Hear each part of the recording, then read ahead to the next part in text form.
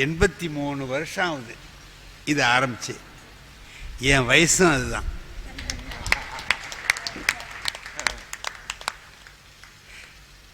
நான் பிறந்த உடனே ஐயா கம்பன் அடிப்படி இதை ஆரம்பிச்சிருக்கார். அதுக்கு தான் காத்திருந்திருக்கிறார். இதை பார்த்த உடனே என்ன நம்ம வயசை இதில் போட்டிருக்காங்களேன்னு பார்த்தா இது ஆரம்பித்து 53 வருஷம் ஆகுது. இதை மிக அருமையாக எங்கள் ஐயா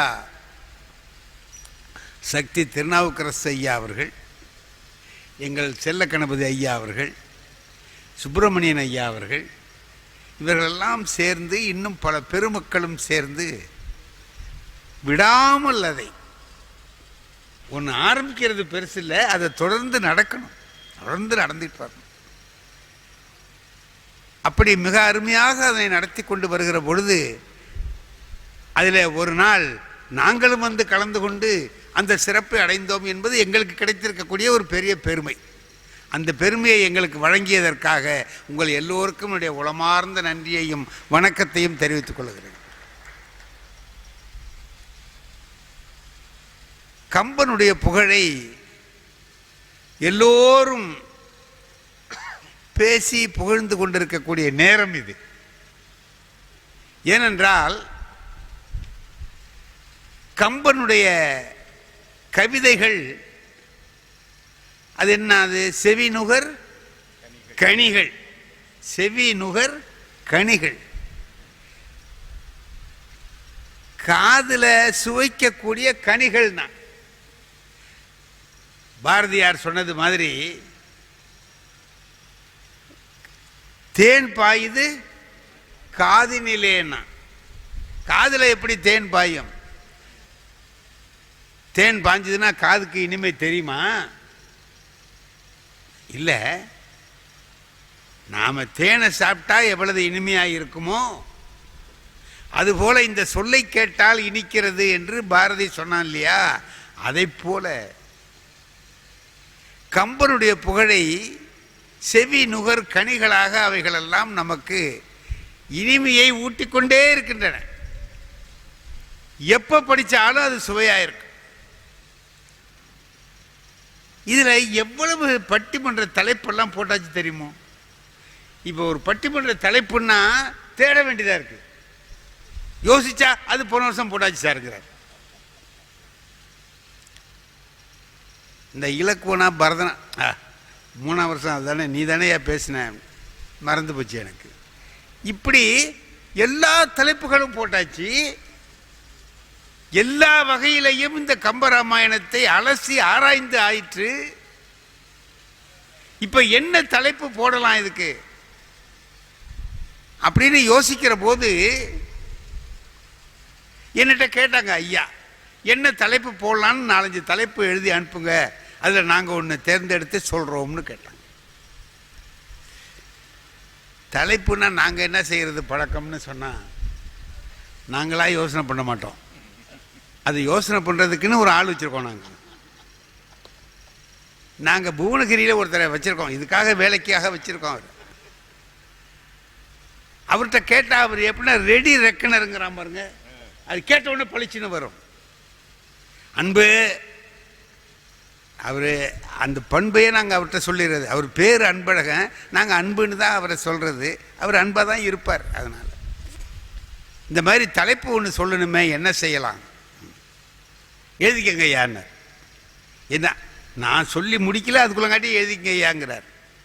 என்னன்னு கேட்டேன்.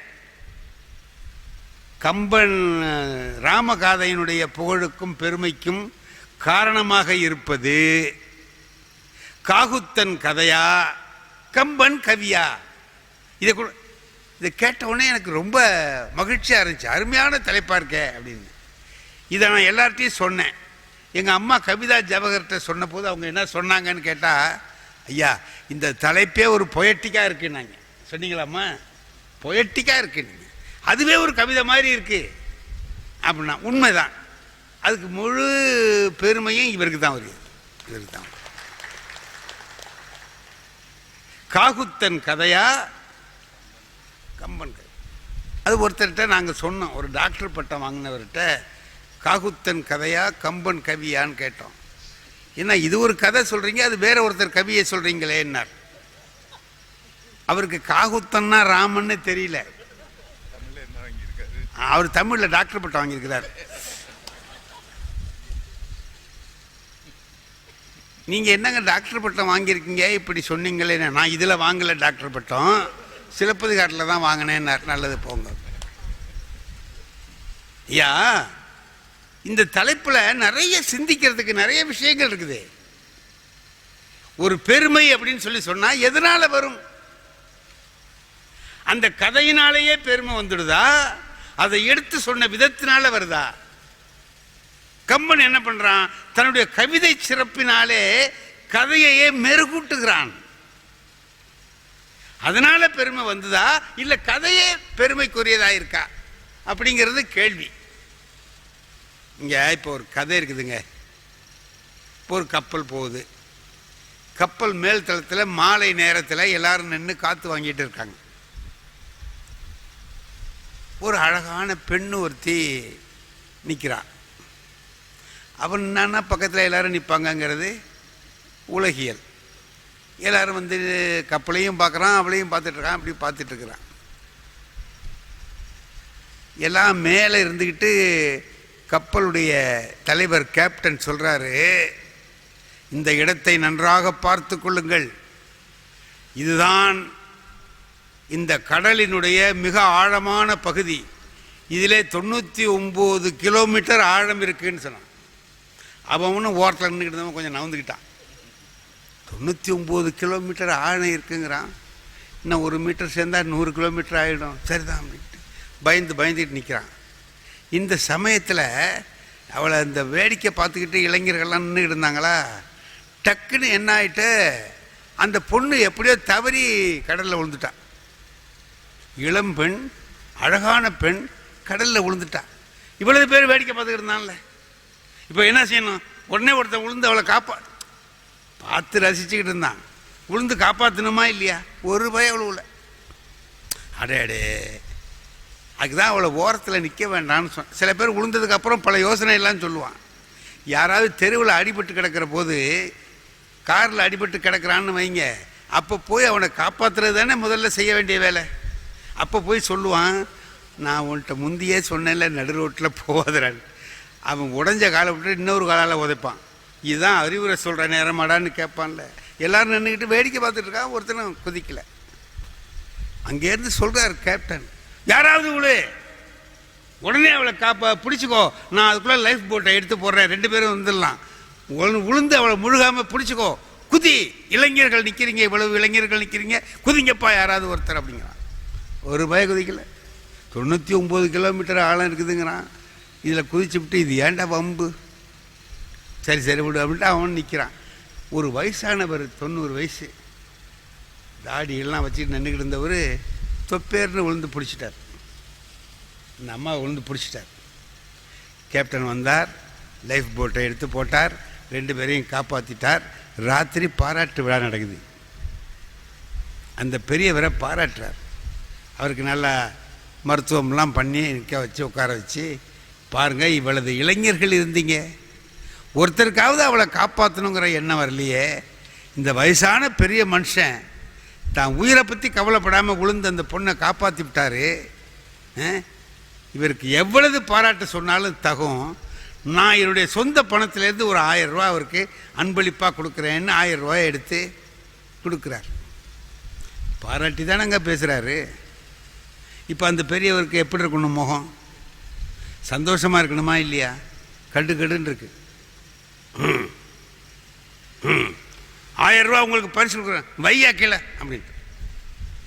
என்னடா இது, நல்லா தானே பேசுகிறோம், ஏன் இந்த ஆள் இப்படி பண்ணுறான் அப்படின்ட்டு சரின்னு கீழே வச்சுட்டு, இப்போ பெரியவர் நமக்கு 2 வார்த்தை சொல்லுவார் அப்படின்னு சொல்லிட்டு சொன்னார். எழுந்தார் கிழவனார். பாராட்டு விழாவாடா நடத்துறீங்க? பாராட்டு விழா? என்னை தள்ளி விட்ட பையன் அவனை சொல்லுடா அப்படின்னா. இவர் உழுவில் இந்த இளைஞன் ஒரு நின்றுக்கிட்டு இருந்தவன் என்ன பண்ணான், நாங்கள் தான் சின்ன பிள்ளை இருக்கிறோம், நீ வேற எதுக்கிடா நிற்கிற உழுவிடான்ட்டோம். இது ஒரு கதை தானே, இதில் ஏதாவது பெரிய விஷயம் இருக்குதுங்களா? ஆனால் எல்லாரும் ரசிக்கிறோமா இல்லையா? அதை சொல்கிற முறை அதை கொண்டு வந்து அப்படி காமிச்சு அவராக விழுந்தது மாதிரி முதல்ல சொல்லி அப்புறம் கடைசியில் எவனோ வந்து இப்படி சொன்னீங்கன்னா அந்த கதை எடுக்கும். கதை சொல்கிற முறையினால கதை எடுக்கும். இல்லைன்னா கதையை மற்றவன் சொன்னான்னா கேட்டுட்டு அவன் அப்புறம் என்னாச்சுங்க அம்மா, அப்புறம் என்னாச்சு, உயிர் போச்சு, அவ்வளோதான் போடா அப்படின்ட்டு போயிடுவோம். இப்போ ஒரு கதையில் உள்ள சம்பவங்கள் மட்டும் இல்லை, கதையை சொல்லுகிற முறையினாலேயே அது சிறப்படையும். எங்கள் கிளாஸில் இருக்கோம், ஒரு நாள் கிளாஸில் குரங்கு வந்துடுச்சு. அங்கேயே இருக்குது, 40-50 படிச்சுக்கிட்டு இருக்கு. இதில் புதுசாக ஒரு குரங்கு ஒன்று வந்துடுச்சு. நான் கேட்டேன், என்னடா புதுசாக அட்மிஷன் ஆகிருக்குதா இதுன்னு கேட்டேன். அதுக்கு ஒரு பையன் சொல்கிறான், இல்லை புதுசாக அப்பாயின்மெண்ட் ஆகிருக்குங்கிறான் சார். கேட்குறதுக்கு எப்படி இருக்குது? நல்லா இருக்கு. இது நான் சொன்ன முறையில் சொல்லணும். சொல்ல தெரிஞ்சாதான் சொல்லணும். சொல்ல தெரியலன்னா சொல்லாமல் இருந்துடலாம். ஒரு விஷயத்தை எடுத்து சொல்லுகிற போது சொல்லுகிற முறை சரியாக இருக்குமானால் அந்த கதை எடுக்கும், அந்த செய்தி எடுக்கும். எவ்வளவு பெரிய செய்தியையும் சொல்லுகிற முறையிலே சொல்ல வேண்டும். அப்படி இல்லை என்றால் அவை எடுக்காது. ராமகிருஷ்ண பரமஹம்சர் ஒவ்வொரு கதையாக சொல்லி, வீணா எதுக்குடா நீங்கள் இந்த சம்பிரதாயங்களை எல்லாம் பின்பற்றுறீங்க, சடங்கு சம்பிரதாயங்கள் எல்லாம் தேவையே இல்லைங்கிறார் அவர். அதுக்கு ஒரு நிகழ்ச்சி சொல்கிறார். ஒரு சாமியார் கடற்கரைக்கு போகிறார். போனவுடனே அவர் என்ன பண்ணார், அவர் நல்ல சாமியார்னா பெரிய சாமியாராச்சே, அவர் என்னமோ பண்ணுறாருன்னு 4 பேர் வேடிக்கை பார்த்துட்ருக்காங்க. அவர் என்ன பண்ணார், கையில் இருந்த கோமணத்தை எடுத்து வச்சா பறந்து போயிடுமே அப்படின்ட்டு ஒரு குழி நோண்டி அதுக்குள்ளே வச்சு ஒரு முட்டு கட்டி வச்சுட்டு, அடையாளத்துக்கு இந்த இடத்துல இருக்குங்கிறது தெரிஞ்சு வந்து நம்ம எடுத்து கட்டிக்கலாம் அப்படின்ட்டு குளிக்கிறதுக்கு இறங்கிட்டார். திரும்பி வந்து பார்த்தா எல்லா பயலும் பார்த்தான். ஓஹோ, சாமியாரே செய்கிறாருன்னா அப்போ முட்டு கட்டிட்டு போனா தான் நமக்கு மோட்சம் கிடைக்கும்னு நினச்சி அவனும் ஒரு முட்டு கட்டிட்டு குளிக்க ஆரம்பிச்சுட்டான். சாமியார் வந்து பார்க்குறாரு, எதில் கோமணம் இருக்குன்னு தெரியல அவருக்கு. இது ஒரு கதை எழுதுறாருங்க பரமஹம்சர் எழுதி. சும்மா அவன் சௌரியத்துக்கு செஞ்சான், எல்லா பேரும் பார்த்து செய்யறியடா, இது மாதிரிலாம் அர்த்தம் இல்லாத காரியங்களை செய்யாதேங்கிறார். ஒரு செய்தியை எடுத்து சொல்கிற போது அதுக்கு ஒரு உதாரணத்தை சொல்லி ஒரு கதையை சொல்லி சொல்லுகிற போது அந்த செய்தி எடுபடுது. இல்லைன்னா அந்த செய்தியாக சொன்னோம்னா எடுக்கவே எடுக்காது. நன்றாக பார்த்தீர்கள். ஆனால் கம்பருடைய கவிதையில் ராமன் போகிறாரு சீதை. நான் இதெல்லாம் சொல்லக்கூடாது. இது சொன்னாக்கா அவங்க தலைப்பில் பேசுகிறவங்க விஷயத்தை போய் நம்ம எடுத்து நடுவர் முதலையே பேசுகிறது அது ஒரு தப்பான காரியம். வேண்டாம், நான் அதை சொல்லலாம்னு நினச்சேன், சொல்லலை. சாத்தமே பெரிய அப்பாடா அப்படிங்கிறது. ஏயா, நான் சொல்லலாம்னு நினச்சிட்டு இருக்கிறத நீ சொல்லிவிட்டீங்கன்னா அப்புறம் நாங்கள் எதை சொல்கிறது அப்படின்னு அதெல்லாம் இல்லை. அவங்கெல்லாம் நான் ஒன்று சொன்னேன்னா அவங்க ஒன்று சொல்லுவாங்க. அது மாதிரி உள்ளவங்க நான் சொல்கிறதே சொல்ல மாட்டாங்க. இப்போ வீட்லேயே பார்த்தீங்கன்னா அவன் ஒன்று சொன்னால் அவங்க ஒன்று சொல்லுவாங்க. ஆளுக்கு ஒன்று சொன்னால் தான் அது குடும்பம். அப்படி இருந்தால் தான் நல்லாயிருக்கும் அந்த குடும்பமே. அப்படி இதில் பார்த்தீங்கன்னா ஒவ்வொரு இடத்துலையும் ஒவ்வொரு செய்தியை கம்பன் சொல்லுகிற முறை ரொம்ப அழகு. அந்த ஒரு கவிதையும் அழகு. என்னமாவெல்லாம் பாடுறான், என்னமாவெல்லாம் சொல்கிறான். அந்த எடுத்து சொல்ல எல்லாரும் எல்லா செல்வமும் எய்தலாலே இல்லாரும் இல்லை உடையாரும் இல்லை மாதோ சொல்றான்ல. எல்லாருக்கிட்டையும் எல்லா செல்வமும் இருக்கடா அந்த கோசல நாட்டில். அதனால அங்கே இல்லாதவனும் இல்லை உடையவனும் இல்லை. எவனும் எவங்கிட்டையும் போய் காசு கேட்குற வேலை கிடையாது. ஒரு நாள் தெருவில் போயிட்டுருக்கேன், ஒரு பையன் நின்று சிகரெட்டு குடிச்சிட்ருக்கான். எனக்கு அதை பார்த்தோன்னே ஆத்திரமாக போச்சு. என்னடா இந்த பையன் மாதிரி தப்பு பண்ணுறானே அப்படின்னு நினச்சிக்கிட்டு போனேன். அவன் ஒரு நல்ல இளைஞன். ஏப்பா சிகரெட்டு குடிக்கிற அப்படின்னு. அவன் சொன்னான், எனக்கு வேண்டியதாக இருக்கு குடிக்கிறேன். சிகரெட் என்ன விலை? 2 ரூபான்னா. ஒரு நாளைக்கு எத்தனை குடிப்பேன்? நான் ஒரு 10 குடிப்பேன், சுமாராக 15 வரைக்கும் குடிப்பேன். 15 சிகரெட்டு 30 ரூபாச்சு. ஒரு நாளைக்கு 30 ரூபாய்க்கு நீ புகை விடுற. ஒரு மாதத்துக்கு 900 ரூபாய்க்கு புகை விடுற. எத்தனை வருஷமாக குடிக்கிறேன்? 13 வருஷமாக குடிக்கிறேன். நான் எல்லாம் கணக்கெல்லாம் போட்டுவிட்டு, கணக்கு கூட்டு புள்ளி எல்லாம் போட்டு 2,36,450 ரூபாயை புகையா விட்டுருக்கியாடா பாவின்ன. இதுக்கு அவன் என்னங்க சொல்லலாம்? ஐயா எனக்கு நான் இவ்வளோ நாள் தெரியலங்க, நான் மட்டும் செஞ்சேன், இன்னமே செய்ய மாட்டேன், ஏதாவது சொல்லலாம். அவன் என்ன சொன்னான்? ஐயா உங்களுக்கு என்ன வயசாச்சுன்னா, அப்போ எனக்கு 75 வயசு. 75 வயசு ஆகுதுன்னு. நீங்கள் சிகரெட்லாம் குடிப்பீங்களான்னா, குடித்ததே இல்லைப்பா அப்படின்னு. அப்போனா இப்போ உங்கள் கையில் ஒரு 50 லட்சம் ரூபாயாவது இருக்கணுமே, இருக்குதான்னு கேட்டாங்க.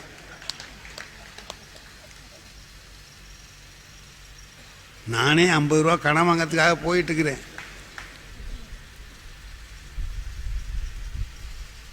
இப்போ என்ன தெரியுமா, அவன் அப்படி கேட்டான், நான் மாட்டிக்கிட்டேன். அவன் தான் என்கிட்ட மாட்டிக்கணும், நான் அவன்கிட்ட மாட்டிக்கிட்டேன். என்ன காரணம் சொல்லுங்கள்? தப்பாக சொன்னது தான் காரணம். நான் அவன்கிட்ட என்ன சொல்லியிருக்கணும்? உடல் நலத்துக்கு கேடுன்னு சொல்லியிருந்தா அவன் மாட்டிக்குவான். நான் காசு என்ன உங்ககிட்ட இருக்கான்னு கேட்குறேன். நீ தான் குடிக்கல, இல்லை அந்த காசு மிச்சம் தானே இருக்கா உங்ககிட்ட அப்படின்னு கேட்டான். இப்போ நான் பதில் சொல்ல முடியல. காசை சொல்லாமல் உடல் நலத்தை பற்றி பேசியிருந்தால் அவன் என்கிட்ட பதில் சொல்ல முடியாமல் தப்பிச்சிருப்பான். அதனால தான் ஒன்று சொல்கிற முறையில் அது எடுபடுறதும் எடுபடாமல் போவதும் இருக்கு. கம்பராமாயணம் ஒரு அருமையான கதை.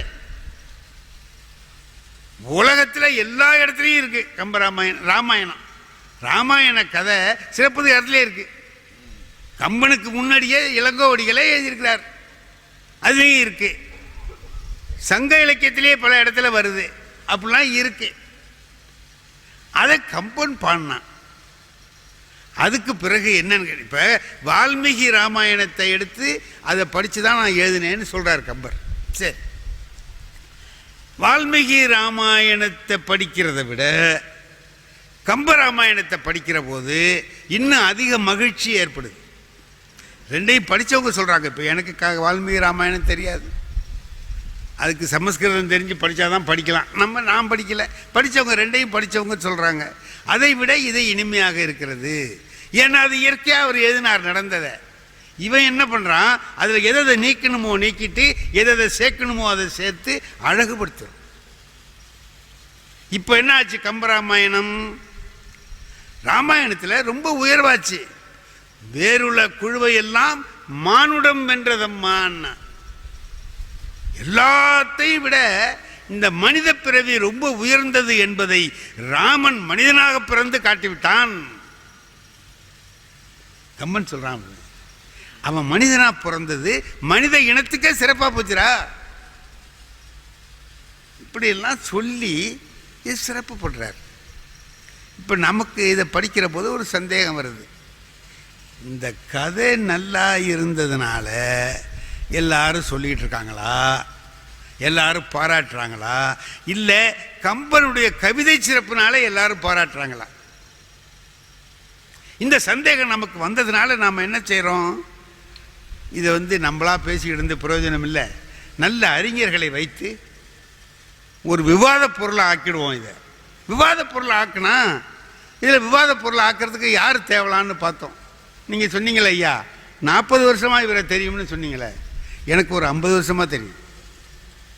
ஏன்னா உங்களோட எனக்கு கொஞ்சம் வயசு கூட தானே, அதனால் ஒரு 10 வருஷம் சேர்த்து சொல்லலாம். என் கணக்கு கரெக்டாக தெரியாது, சும்மா விடுறது தானே. சுகி சிவம் கேட்டார். சுகி சிவத்துக்கிட்ட நான் கேட்டேன், ஜவஹர்லால் நேரு செத்து போயிட்டார் தெரியுமான்னு கேட்டேன். இப்போ அதுக்கு என்னான்னு கேட்டார் மேடையில். அதுக்கு இப்போ என்னான்னு கேட்டார். இல்லை அவர் எப்போ இறந்தார் அப்படி.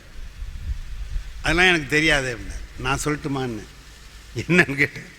1964 மே மாதம் 27 மத்தியானம் 2:30 மணிக்கு இறந்து போனார்னு சொன்னேன். எப்படி இவ்வளவு கரெக்டாக சொல்கிறீங்க என்னார். நீங்கள் தான் உங்களுக்கு தெரியாதுன்னு சொல்லிட்டீங்கல்ல.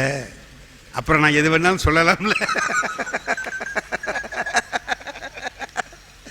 தெரிஞ்சாதானே கஷ்டம், தெரியாதுன்னு நீங்களே சொல்லிட்டீங்க, அப்புறம் நான் எதை வேணாலும் சொன்னாலும் நீங்கள் நம்ப வேண்டியதுதான், வேற வழி கிடையாதுன்னு. அது மாதிரி நமக்கு வந்து சமஸ்கிருதத்தில் நம்ம படிக்கலை, ஆனால் படித்தவங்க சொல்கிறத கேட்கலாம்ல. கேட்டு பார்க்குற போது அதை விட ராமாயணத்தை கம்பன் கொண்டு போன முறை ரொம்ப அழகாக இருக்கு, ரொம்ப அழகு. பெண்மையினுடைய சிறப்பை சீதையை வைத்து கம்பன் அப்படி உயர உயர உயர உயர கொண்டு போய் காட்டுகிறான். கற்பெனும் பெயரதொன்றும் களிநடம் புரிய கண்டேன் அப்படின்னு சொல்ற அந்த வார்த்தைகள்லாம் இருக்கு பாருங்க, அற்புதமான வார்த்தைகள், அற்புதமான வார்த்தைகள். இதுல ஒவ்வொன்றும் நம்மை ஆட்கொள்ளுகின்றன. கதையை கேட்டா கதை ரொம்ப சிறப்பா இருக்கு. என்னடா ஒருத்தனுக்கு ஆட்சியை தர்றேங்கிறான், அவன் வேணாங்கிறான். ஆட்சியை கொடுத்தா ஆட்சியை கொடுக்குறான், கொடுத்த உடனே அதை வேண்டான்னு ஒருத்தன் சொல்றான்னு சொல்லுவானா எவனாச்சும்? கிடைக்காதான்னு கிடந்து அடிச்சுட்டு இருக்கிற நேரத்தில் இவன் கொடுக்குறான். அப்பா கொடுத்துட்டாரு, அம்மா வேண்டான்னு சொன்னா சரின்னு இவன் வந்துட்டான். வந்ததுக்கு பிறகு அவன்கிட்ட கொடுக்குறான், அவன் வாங்கிக்க மாட்டேங்கிறான், பரதன் வாங்கிக்க மாட்டேங்கிறான், திரும்ப கொண்டு வந்து இவன்கிட்ட கொடுக்குறான். வாங்கலாம்ல.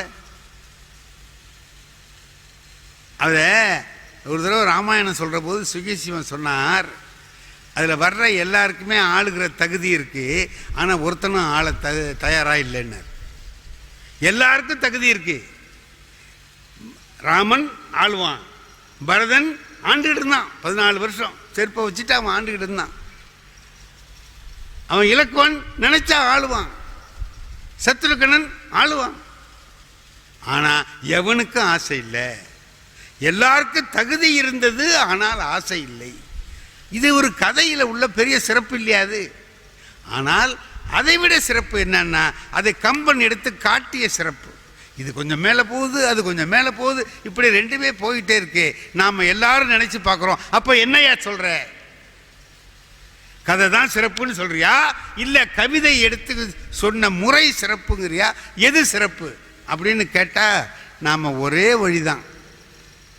எங்க அன்பழகன் ஐயா கிட்ட கேட்டா அவர் சொல்றாரு, கதை தாயா சிறப்பு, காகுத்தன் கதையே பெருமைக்கு காரணம்னு சொல்றார். ராமகாதையினுடைய பெருமைக்கு காரணம் காகுத்தன் கதையே. இங்க ராஜாராம் சார் இருக்கிறாரு, அவர்கிட்ட ஒரு நல்ல பழக்கம், எவனும் சொன்னா ஒத்துக்க மாட்டார். எவன் எது சொன்னாலும் எதிர்த்து பேசுவார். நானும் அவரும் எதிர்த்து நிறையா நாங்கள் 2 பேரும், அவர் நடுவராக இருப்பார், நான் கீழே பேசுவேன், அப்புறம் நான் நடுவராக இருப்பேன், இவர் கீழே பேசுவார். 2 பேரும் அதை பற்றி கவலைப்படுறதே கிடையாது. இந்த யார் நடுவருங்கிறத பற்றி 2 பேரில், நீங்கள் நடுவராக இருங்க, நீங்கள் நடுவராக, நாங்கள் 2 பேரும் ராமாயணம் மாதிரி அந்த பதவியை பற்றி கவலைப்படாம நம்ம தான் ராமாயணம் பேச தகுதியான ஆட்கள். 2 பேரும் நல்லா சொல்லிட்டாங்க. கதையும் அதுலேயும் இவர் கடைசியில் சொன்னார் பாருங்க, ஒரு கவிதை அதுக்குள்ளே எப்படி கதை இருக்குங்கிறத சொன்னார். கொல்லாத மைத்துனனை கொன்றாய், ஏன் அவன் சேரணும்னு தானே பிரிச்சா, ஏன் சேரல? அவளுக்கு நோக்கம் ராமனை சேர்றதை விட ராவணனை கொல்லணும், அதுக்கு என்ன செய்யணுமோ அது செய்ய சொன்னாரா? சீதை நினைச்சா உலகமும் விலை இல்லையப்பா உனக்கு கொடுக்க முடியாதே அப்படின்னு அனுமனுக்கு கொடுக்கறதுக்கு நினைச்சா, ராமன் அதை கொடுத்தான் இல்லையா? 3 உலகங்களையும் உண்டு. இதெல்லாம் கம்பராமாயணத்தில் இல்லைங்க, இவர் கண்டுபிடிச்சது இதெல்லாம் அல்ல, அதுல இருக்கு, நடந்தது இருக்கு, அதை வச்சு இவர் சொல்றார். இப்ப சட்டம் தான் இருக்கும், சட்டத்துக்கு விளக்கம் யார் கொடுப்பா? வக்கீல் கொடுக்குறாரு இல்லையா? அது மாதிரி அழகா அதை எடுத்து சொல்லி முடிச்சார், ரொம்ப நல்லா இருந்துச்சு. இவங்க கவிதையுடைய அழகழகா சொன்னாங்க. இப்ப நமக்கு நோக்கம் இந்த கதையா கவிதையான்னு தெரிஞ்சுக்கிட்டு தான் வீட்டுக்கு போனா தான் தூக்கம் வரும். இல்லை, ரெண்டும் தெரியணும், நமக்கு அதான் முக்கியம். கதையும் தெரியணும், கவிதையும் தெரியணும். அதையும் இவங்க சரியா செஞ்சாங்க, இவங்களும் சரியா செஞ்சாங்க. ஆனா இப்படி சொல்லிட்டு நடுவர் போகக்கூடாது, ஏதாவது ஒரு முடிவு சொல்லணும். கேஸை வச்சு நல்லா தான் 2 பேரும் வாதாடினாங்கன்ட்டு அவர் போயிட்டாருன்னா தீர்ப்பு என்னையா சொல்கிற அப்படின்னு கேட்பாங்களா இல்லையா? இப்போ இதுக்கு ஒரு தீர்ப்பு சொல்லணும்னு சொன்னால் என்னத்தை சொல்கிறது? 2மே நல்லா தான் இருக்குது, கதையும் நல்லா தான் இருக்குது. இது சொன்னார் கிராமத்தில் உள்ளவங்களாம் சொல்கிறான்னு ராம லட்சுமணன் மாரி இருக்கான்னு கம்பராமாயணம் படிச்சுட்டா சொல்கிறான். அவனுக்கு தெரியுமா நீர் உலை எனின் உலை மீனும் நீளமும் அதை படிச்சுட்டா சொல்கிறான். அவன் என்னமோ கதையை காதில் வாங்கின கதையை வச்சு சொல்கிறான். ஆக ராமாயணம் தொண்டு தொட்டு இருக்குது. இடையில கம்பர் இதை பாடியிருக்கிறார். 12ஆம் நூற்றாண்டில் இவர் பாடுறார். சரி, அதுக்கு முந்தைய கதை இருக்கு. அந்த கதையினால தான் புகழ் வந்ததே தவிர கவிதையினால இல்லை இவர் சொல்றார். இவங்க சொல்றாங்க கதை எல்லாருக்கும் தெரியா, எவ்வளதோ கதை இருக்கு. ஆனால் கம்பராமாயணத்துக்கு மட்டும் இவ்வளவு பெரிய புகழ் வர என்ன காரணம்? இவர் சொல்றாரு பாருங்க, எழுத்தச்சனே மலையாள ராமாயணம் எழுதினவரே இவரை வணங்குறாரு. ஏன் கம்பனை வணங்குறாரு? இப்ப மகாகவி பாரதி என்ன சொல்றான்? யாமறிந்த புலவரிலே கம்பனை போல் வள்ளுவன் போல் இளங்கோவை போல் பூமி தனியில் யாங்கனுமே பிறந்தது இல்லை சொல்லிட்டான். எல்லாம் முடிஞ்சு போச்சு. அதுக்கு என்ன காரணம்? நம்ம கதை இருக்குங்களே, அது இருக்கு, பல ஆயிரம் ஆண்டுகளா இருக்கு. இடையில இந்த கம்பன் பூந்து செய்யறான். இருந்துகிட்டு இருக்கிற கதையை ஒரு காவிய உருவம் கொடுத்து அப்பப்போ பாடிக்கிட்டு இருந்தாங்க. அங்கங்கே பாடுவாங்க, இந்த தெரு பாட்டு அது இது பாடிக்கிட்டு இருந்தாங்க. கிராமத்துலலாம் இருக்கு கதைன்னு சொன்னார் அவர். கிராமத்தில் இருக்கு. ஒருத்தர் ஒரு இன்ஸ்பெக்டருக்கு நல்ல ராமாயணம்லாம் நல்லா தெரியுமா. இந்த தெரிஞ்சவர் என்ன பண்ணியிருக்கிறாரு, எல்லாருக்கும் தெரியுதான்னு பார்க்குறாரு. எனக்கு தெரியும்னா எல்லாருக்கும் தெரிஞ்சுக்கணும்னு வேண்டியதில்லை. அவர் என்ன நினைச்சார், நமக்கு பிரமாதமாக தெரியும். பள்ளிக்கூடத்துக்கு போய் இன்ஸ்பெக்ஷனுக்கு போகிறார்ல, போனவர் என்ன பண்ணார், 4ஆம் கிளாஸில் போய் ஒரு கிராமத்தில் ஒரு பையனை கேட்குறார், ஏந்திரா எழுந்திச்சான். ஜனகனுடைய வில்லை யாரா முறிச்சா? என்னடா திடுக்குன்னு இந்த ஆள் என்னமோ கேட்குறானே, நம்ம ஏதோ முள்ளைகளில் முறிச்சிட்டோமோ, எங்கே முறிச்சோம், முறிக்கலையே. திடுக்குன்னு இந்த ஆள் கேட்குறான். நம்ம மாட்டிக்கப்படாதுப்பா. நான் இல்லை சார்ட்டான். அவருக்கு என்னடா இது இந்த மாதிரி சொல்லிட்டானே அப்படின்னுட்டு வாத்தியாரை பார்க்குறாரு. என்னையா ராமாயணம் சொல்லி கொடுத்தியா இல்லையா, இவன் இப்படி சொல்கிறான் அப்படின்னுட்டு அவன் வாத்தியாரை திரும்பி பார்த்து என்னங்காம அப்படி சொல்கிறான்னா. வாத்தியார் சொன்னார், நான் நல்ல பையன் சார், எதுவும் உடைக்க மாட்டான். அந்த இருக்கான் பாருங்க, அவனை சொன்னீங்கனாலும் கேட்டுக்கலாம், உடைப்பான். இவன் அப்படிலாம் பட்ட பையன் இல்லை, இவன் உடைச்சான்னு உங்களுக்கு யார் சொன்னான்னு கேட்டார். இப்போ இன்ஸ்பெக்டர் பார்த்தார், என்னடா இது பையன்தான் இப்படி இருக்கான்னா வாத்தியாரும் இப்படி இருக்கிறாரேன்னு நினச்சிட்டு ஹெட் மாஸ்டர்கிட்ட போய் ரிப்போர்ட் பண்ணுறார். உங்கள் பள்ளிக்கூடத்தில் 3ஆம் கிளாஸ் பையனுக்கு போனேன், இந்த பையன் இப்படி சொல்கிறான், வாத்தியார் இப்படி சொல்கிறாரு, என்னங்க உங்கள் பள்ளிக்கூடம் இப்படி இருக்குன்னார். ஹெட் மாஸ்டருக்கு அந்த வாத்தியாருக்கும் ரொம்ப நாளாக பிடிக்காது. இவரை எப்படா சந்தர்ப்பம் கிடைக்கும் அமுக்கலான்னு அவர் நினச்சிட்டு இருக்கிறாரு ஹெட் மாஸ்டர். இது சொன்ன உடனே அவர் சொன்னார், சார் எழுதுங்க சார், நடந்ததை அப்படியே எழுதி வைங்க சார், நான் மெமோ கொடுத்து எக்ஸ்ப்ளனேஷன் வாங்கி அனுப்புகிறேன். அவன் என்ன உடச்சிவிட்டு இல்லைங்கிறான். இந்த வாத்தியாரும் அதுக்கு சேர்த்துக்கிட்டு பேசுகிறாருன்னா ஏதோ ஒரு சதி நடந்திருக்கு சார், நம்ம அதை கவனிச்சிருவோன்னா. ஹெட் மாஸ்டரும் இப்படி இருக்கிறானே அப்படின்னு நினச்சிக்கிட்டு இவர் போயிட்டார். இதுக்கு மேல் அதிகாரிகிட்ட போய் சொல்லிவிடணும்னு நினச்சிக்கிட்டு டிஓ இருக்கார்ல, மாவட்ட கல்வி அதிகாரிகிட்ட போய் சொல்கிறார். அவர் என்னையா வெயில் நேரத்தில் வந்திருக்கியா, எங்கேருந்து வர்ற, என்ன ஆஃபீஸு இடையில கிளம்பி வந்திருக்கேன், என்ன விஷயம்னா? ஒன்றும் இல்லை சார், நான் இந்தமாரி போனேன், இந்தமாரி நடக்குது, கிராமத்து பள்ளிக்கூடத்தில் இந்த மாதிரி இருக்குது சார்னு சொன்னேன்.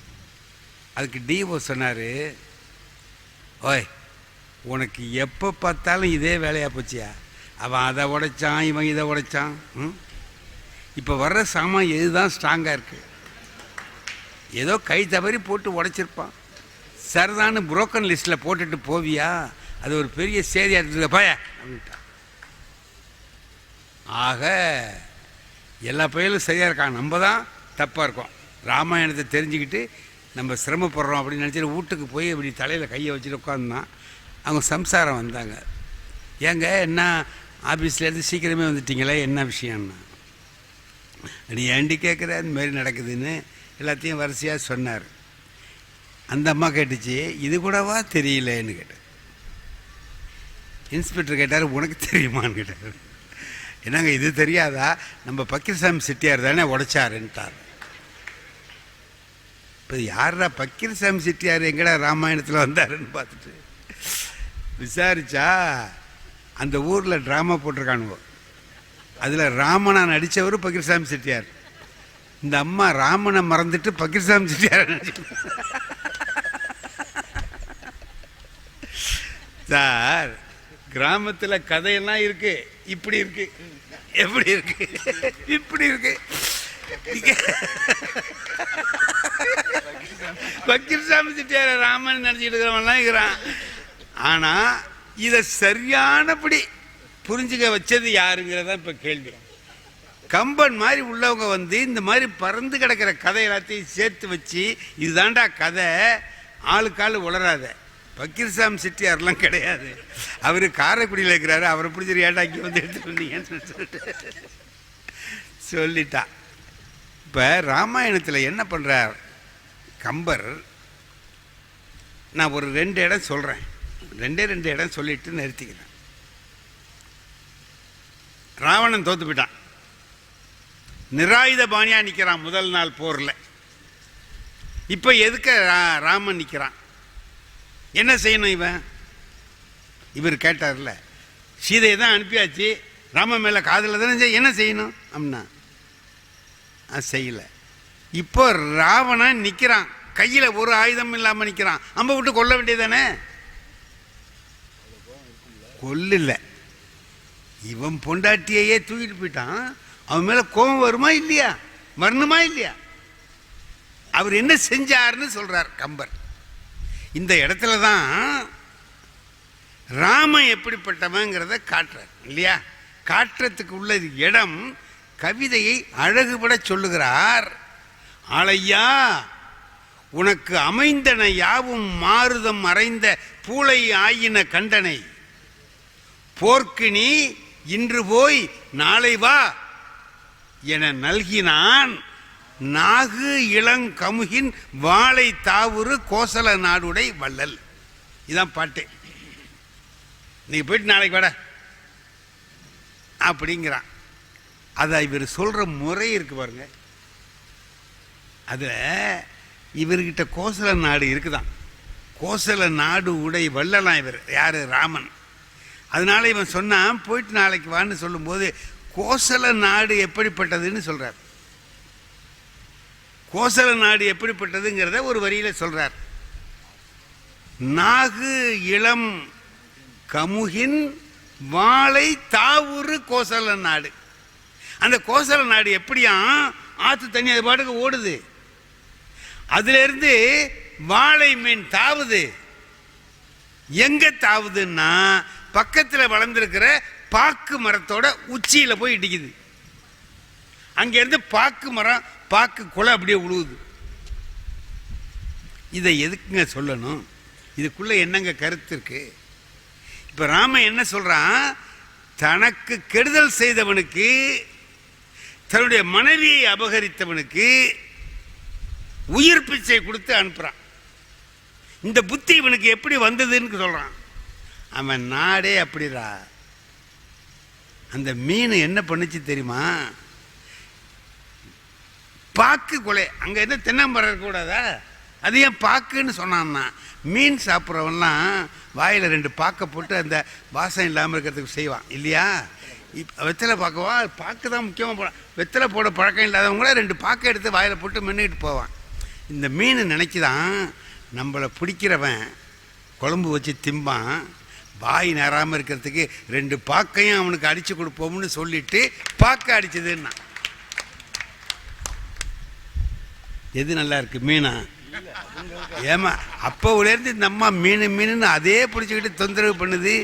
ஒரு ஐயர் விட்டு பொம்பளை பேசுகிற பேச்சா இது? என்ன ஏமா நீங்கள் இருக்கிறவங்களுக்கெல்லாம் மீன் மேலே ஆசையை உண்டாக்கி அவன் எப்படி செய்கிறது கொள்றதுன்னு இதெல்லாம் சொல்லுங்க. ஃபிஸ்டிகா அண்ணா, இந்த ஒரு பாட்டு தானுங்களே, இந்த பாட்டுக்குள்ள எவ்வளவு அருமையான ஒரு கருத்தை கொண்டு போய் வச்சுடுறான். நினைச்சு பார்க்க முடியுமா? அந்த கோசல நாடுடைய வள்ளல்ங்கிறதுக்குள்ளார கோசல நாடு எப்படிப்பட்டது? இந்த வாத்தியார் பேச்சை கேட்கணுமா கேட்கக்கூடாதா? குருவோட பேச்ச சிஷ்யன் கேட்கணுமா கேட்கக்கூடாது? கேட்கணுங்கிறது தானே முறை. குருவை மிஞ்சிய சீடனா இருக்கலாமா? இப்போ தாடகையை வதம் பண்றதுக்கு போறான் சார். ராமன் போய் நிக்கிறான். இப்போ விஸ்வாமித்திரர் சொல்றான், தாடகை வந்துட்டான், அவளை அடிங்கிறான். அடி அவளை அப்படின்னு. ராமன் என்ன நினைச்சானா, பெண்ணென மனத்திடை பெருந்தகை நினைந்தனன். இப்பதான் நம்ம முத சண்டை போட போறோம். முதல் சண்டை கன்னிப்போர். ஒரு கன்னியோடைய நடத்துறது, ஒரு பெண்ணை அடிக்கலாமா அப்படின்னு நினைச்சு மனசுல நினைச்சானா, அதை விஸ்வாமித்திரன் புரிஞ்சுக்கிட்டான். டேய், அவளை பொம்பளை நினைக்காதே, என்னையே அவன் ஏன் திங்காம இருக்கா தெரியுமா? கோதனை உண்டில என் உடம்புல சதை இல்லடா, விரதம் இருந்து வெறும் எலும்பும் தோலா இருக்கிறேன், என்ன திங்கப்படாதுன்னு விட்டுருக்கா. மனுஷனையே திங்கிறவ அவளா பொம்பளை, அட்ரா அப்படின்ட்டான். இப்ப ராமன் என்ன நினைச்சானான் தெரியுமா? இவர் சொல்றது தர்மம் இல்லாத செயல், அறம் இல்லாததை இந்த ஆள் செய்ய சொல்றான். ஆனாலும் குரு சொல்லுகிறார் என்பதனால் நான் இதை செய்கிறேன்னு நினைச்சு அடிச்சிட்டானா. இப்ப குரு வார்த்தையை நிறைவேற்றிட்டான். குருவுக்கு அடங்கிய சீடனாகிறான். இப்ப காட்டுக்கு போயிட்டான் ராமன். எல்லாரும் போய் அவனை கூப்பிடுறாங்க. திரும்பி வந்து ஆட்சிக்கு நீ வான்னு சொல்லி பரதன் எல்லாரும் சேர்ந்து போறாங்க. எல்லாரும் கூப்பிட்டாங்க, பரதன் கூப்பிட்டாங்க, வர முடியாதுட்டான். எல்லாம் முடியாதுன்னா, நாடு உன்னோட தான், நீயே எடுத்துக்கன்னா. என்னோடனா இந்தா நீ எடுத்துக்கன்னு அவன் கொடுத்தான். இல்லை நான் கொடுக்குறேன், நீ எடுத்துக்க அப்படிங்கிறான். இப்படி 2 பேரும் கொடுத்து வாங்கிட்டான். அவன் கேட்க மாட்டேங்கிறான் ராமன். நாட்டுக்கு திரும்பி வான்னா வரமாட்டேங்கிறான். இப்போ இவர் என்ன பண்றாரு? வசிஷ்டர் ஒரு வார்த்தை சொல்றாரு, சார், உனக்கு அளவில்லாத எண்ணில்லாத விஞ்சைகள் பலவும் சொல்லி கொடுத்தவன் நான். உனக்கு வித்தைகள்லாம் சொல்லி கொடுத்த குரு நான், ஆசிரியர் நான் சொன்னா நீ கேட்கணும், என் ஆணை, என்னுடைய உத்தரவு வாங்கலாம். இப்ப என்ன செய்யணும்? பழைய ராமனா இருந்தா இதோ வந்துட்டேன் குருநாதரேன்னு போகணுமா இல்லையா? ராம அதுக்கு சொல்றான், யாரா இருந்தா என்ன, நீ சொல்றது அவன் குருநாதரா இருந்தாலும் சரி, எவனா இருந்தாலும் சரி, ஒருத்தருக்கு ஒரு வார்த்தை சொல்லிவிட்டு அந்த சத்தியத்தை மீறலாமா? மீறுன்னு சொல்றிய நீ வாத்தியாரன். மலர் உலான் சிறுவ. அப்ப வார்த்தை போடும் பொழுது வாத்தியாருக்குள்ள மரியாதையை அவன் கொடுக்கல. தேர்ந்தரு மலர் உலான் சிறுவ, சின்ன பயலைங்கிற வார்த்தை போடுறான். யாருக்கு? தேர்ந்தரு மலர் உலான் சிறுவ. திருமாலுடைய உந்தி கமலத்திலே இருந்து போயிருக்கிற, அதிலே இருந்து உருவான பிரம்மாவினுடைய மகனான வசிஷ்ட முனிவனே அப்படின்னு சொல்றான். வசிஷ்டர் எவ்வளவு பெரிய ஆள்! விஸ்வாமித்திரருக்கு குரு அவரு. பிரம்ம ரிஷி பட்டத்தை அவர் வாயாலே இவர் வாங்கினார்னு சொல்றான். சரி, அவரு சொன்னதையே கேட்டவன் அவருக்கு குருநாதராக இருக்கிறவர் சொல்றத மீறானே, என்ன காரணம்? அறம் அல்லாதது தான் அப்பவும் செய்ய சொன்னாம செஞ்சான்ல, இப்பவும் அறம் இல்லாததான் செய்ய சொல்றான். ஏன் இப்படி செய்யறான்னா, நான் ஒரு உதாரணம் சொல்றேன். ஒரு பெரிய பேச்சாளருங்க, அவர் பேர் வேண்டாம், யாரோ ஒருத்தர், அவர் ரொம்ப நல்லா பேசுவார்ட்டு நான் என்ன பண்ணியிருக்கேன், அவர் பேச்சை கேட்கறதுக்கு 10 மைல் 20 மைல்லாம் சைக்கிளில் போய் கேட்டிருக்கேன் அந்த காலத்தில். அதுக்கு பிறகு என்ன பண்ணுறேன், இப்போ ஒரு 4-5 வருஷத்துக்கு முந்தி அவருடைய பேச்சை கேட்டேன். நான் நினச்சேன், இவர் பேச்சை கேட்கவா அந்த அலைஞ்சோம், அவரே தான் பேசுறார். அப்ப எப்படி பேசினாரோ அப்படிதான் பேசுறார். அப்ப நான் பார்த்து வியந்தேன், இப்ப வியக்கல. இவர் பேசியா நான் கேட்டேன்னு நினைக்கிறேன்னா என்ன காரணம்னா நான் வளர்ந்துட்டேன். அவர் அப்படியே இருக்கார். என்னால் அதை ரசிக்க இப்ப முடியல. ராமன் வளர்ந்து விட்டான். ஒழுக்கம் விழுப்பம் தரும்னா, அவன் ஒழுக்கமா இருந்தான் முதல்ல, அதனாலே ஒரு விழுப்பம் அவனுக்கு கிடைத்தது. விழுப்பம் கிடைத்த பிறகு வாத்தியாரா இருந்தாலும் தப்பு செய்ய சொன்னால் செய்யாதே. இதையெல்லாம் எடுத்து சொல்றது கம்பன் தானே தவிர கதையில் அப்படிலாம் இல்லைங்க. கதையில் அப்படிலாம் கிடையாது. கம்பன் நீங்கள் அதனால தான் நம்ம ஊரில் வச்சிருக்கிறது 83 வருஷமாக வச்சுருக்கீங்களே.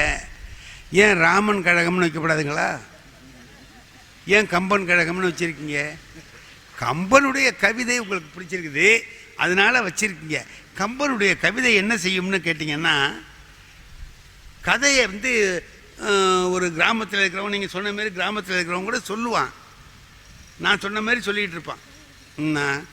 ஆனால் அதுக்கு ஒரு கிளாசிக்கல் ரூம்னா, ஒரு தகவான ஒரு அமைப்பை உருவாக்கி தந்தது கம்பனே தவிர வேறு யாரும் இல்லை. அந்த கம்பனுடைய கவிதைகள் என்ன செய்கிறது என்று கேட்டால், நம்ம எல்லாம் பார்த்து, என்ன சார் கும்பகர்ணனை எப்படி ஆக்குறான் சார் அவன்? கும்பகர்ணன் யார்? அவன் தூங்கு மூஞ்சி பையன் நம்ம சொல்கிறோம். அவனை எழுப்புறதுக்கு அவன் என்ன பண்ணான்னு ஒரு பாட்டு எழுதுறான் பாருங்க. குதிரைப்படையை விடுறான் மேலே, எதாவது குதிரைப்படையை தூங்குறவன் மேலே விடுறான், அது ஏறி இறங்குது. அதுக்கு ஒரு பாட்டு பாடுறான். கட்டுரு கவனமா ஓர் 1000 கடிதின் ஏகி மட்டர உறங்குவான்தன் மார்பிடை மாலை மான விட்டுற நடத்தி ஓட்டி விலங்கெழில் சாரி வந்தார் தட்டுரு குரங்கு போல தடந்துயில் கொள்வதான. குதிரை ஏறி இறங்குற மாதிரி பாடுறான் சார். குதிரை அப்படி டக்குன்னு போகுதான். எல்லாம் ஏறி இறங்கின உடனே குதிரை ஏறி இறங்கினா ஒருத்தன் அப்புறமா தூங்குவானா சார்? கம்பன் கவி என்ன சொல்லுது தெரியுமா? 3 வரியில் குதிரை போனதை சொன்னான்.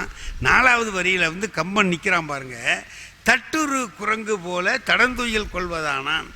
தொடையில் அப்படி தட்டி கொடுத்தா பிள்ளைங்க எப்படி அசந்து தூங்குமோ அது மாதிரி குதிரை ஏறின உடனே நல்லா தூங்க ஆரம்பிச்சுட்டான். பிடிச்சு விட்ட மாதிரி நல்லா தூங்குறான். அவன் அந்த போருக்கு போன்னு ராவணன் சொல்றான் இல்லையா, போடா சண்டைக்குங்கிறான்.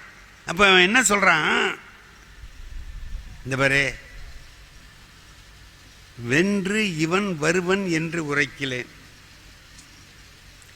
விதி நின்றது பிடர் பிடித்து உந்துகின்றது. இப்ப என்னோட விதி என்ன? போர்க்களத்துக்கு போன்னு சொல்லுது. நான் ஜெயிச்சுக்கிட்டு வரமாட்டேன்.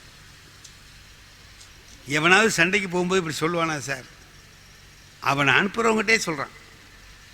நம்ம கேப்டன் அனுப்புறாரு, கேப்டன் அனுப்புறவர்கிட்டே அவங்க சோல்ஜர் சொல்றான், நான் ஒன்றும் ஜெயிப்பேன்னு சொல்லலை, போய் தோக்க தான் போறேன்னா அப்போவே சுட்டு கொண்டு விடுவானா மாட்டானா? இப்போ கும்பகர்ணன் சொல்றான், வென்று இவன் வருவன் என்று உரைக்கிலேன், நான் ஜெயிக்கிறதுக்கு போகலடா, தோக்கிறதுக்கு போறேங்கிறான். விதி நின்றது பிடர் பிடித்து உந்துகின்றது. பொன்றுவன் நான் அழிவேன், போன்றினால் அப்படி நான் செத்தேன்னா நன்றென நாயக புலன்கொள் தோழியை நன்றென நாயக விடுதி. அப்படி நான் செத்தேன்னா அவளை விட்டுட்டு நீ பொழைச்சிக்கோ. இப்போ அவன் என்ன சொல்றான் தெரியுதா? அந்த பாத்திரத்தை எப்படி உயர்வாக்கி விட்டான். நான் எதுக்கு சண்டைக்கு போறேன் தெரியுமா? உன்னை காப்பாத்துறதுக்காக போறேன். என்னை வென்று உளர் எனில் இலங்கை காவல, உன்னை வென்று உயர்தல் உண்மை. என்னையே ஜெயிச்சிட்டான்னா உன்னை ஜெயிப்பான்னு அர்த்தம். நான் போறேன், தோப்பேன், சாவேன், நம்மளால ஜெயிக்க முடியாதுங்கிறத என்ன வச்சு தெரிஞ்சுக்கோ. என்னை வென்று உளர் எனில் இலங்கை காவல, உன்னை வென்று உயர்தல் உண்மை. ஆகலான் பின்னை நின்று எண்ணுதல் பிழை அப்பெய்வளை தன்னை நன்கு அளிப்பது தவத்தின். அவளை விட்டுடுறா, நல்லது நடக்கணுங்கிறதுக்காக நான் உயிர் தியாகம் பண்ணுகிறேன்ட்டு போறவனா ஒரு தூக்கு பூஞ்ச தூக்கி நிறுத்துறானே, போகும்போது சொல்றான் அவனை, இற்றை நாள் வரை முதல் முன் யான் செய்தன குற்றமும் உளவெனில் பொருத்தி கொற்றவ. நான் ஏதாவது தப்பு செஞ்சிருந்தா அண்ணே பொறுத்துக்கோ. ஏன் இதை சொல்றேன் தெரியுமா? அற்றதால் முகத்தினில் விழித்தல் ஆரிய. உன் மூஞ்சில் என்னமோ முழிக்க முடியாதுரா.